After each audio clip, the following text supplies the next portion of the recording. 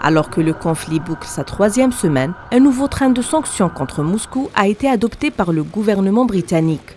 Il s'agit des gels des avoirs et des interdictions de voyage visant plusieurs centaines de personnalités russes, les oligarques à la tête de ces sanctions, mais aussi des dirigeants politiques comme l'ex-premier ministre Dmitri Medvedev, les porte-paroles du Kremlin et de la diplomatie.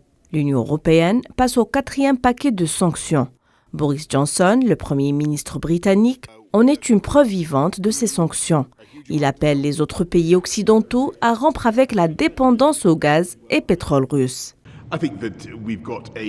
Nous sommes confrontés à une crise mondiale dans laquelle il est évident que l'intervention russe en Ukraine a contribué à déclencher une flambée du prix des hydrocarbures, une flambée du prix du pétrole. Et il est vital, si nous voulons résister à l'intimidation de Poutine, si nous voulons éviter d'être soumis au chantage de Poutine, comme tant de pays occidentaux l'ont malheureusement été, c'est à nous de nous retirer des hydrocarbures russes.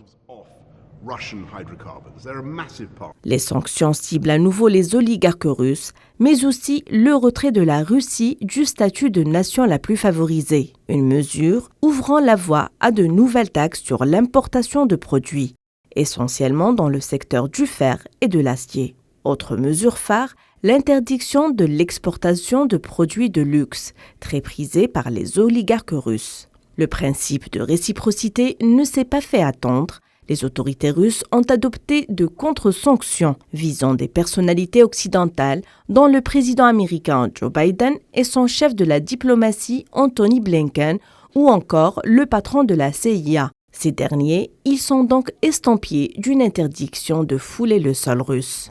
Menacée d'être exclue du Conseil de l'Europe, principale organisation de défense des droits de l'homme sur le vieux continent, la Russie a pris les devants et a décidé de claquer la porte, une organisation dont elle est membre depuis 1996.